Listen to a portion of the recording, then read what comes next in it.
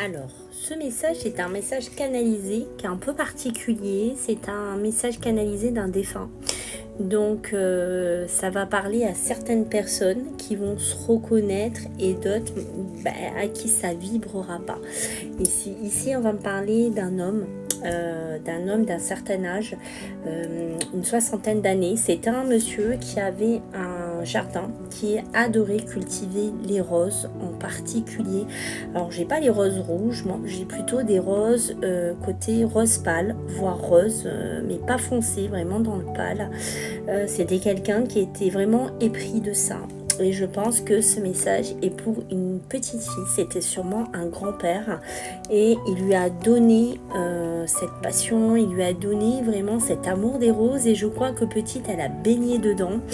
Et ce monsieur veut transcrire un message d'amour, de bien-être pour cette petite fille qui va se reconnaître. Et il m'a donné une petite anecdote. La petite anecdote, c'est que au niveau du tombeau, nous avons des roses gravées dessus en mémoire à ce monsieur. C'était un monsieur qui était vraiment passionné par ça, c'était sa passion. Il se levait le matin, c'était pour ça. Il aimait faire aussi des greffes et des rosiers, avoir plusieurs variétés.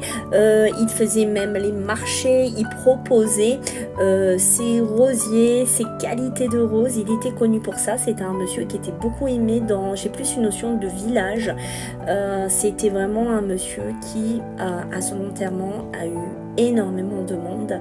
Il y avait beaucoup de bienveillance, il y avait beaucoup d'amour pour ce monsieur. C'est un monsieur, quand il est parti, sa dame était encore présente, malheureusement. Mais ce message est un message d'amour, c'est un message pour faire un clin d'œil à sûrement sa petite fille, ou j'ai plus une notion de fille, peut-être qu'il y a d'autres petits enfants, mais c'était pour délivrer un message d'amour, de bienveillance et pour être dans la continuité de ces roses si possible. Et je pense que c'est une tombe qui encore fleurit de roses.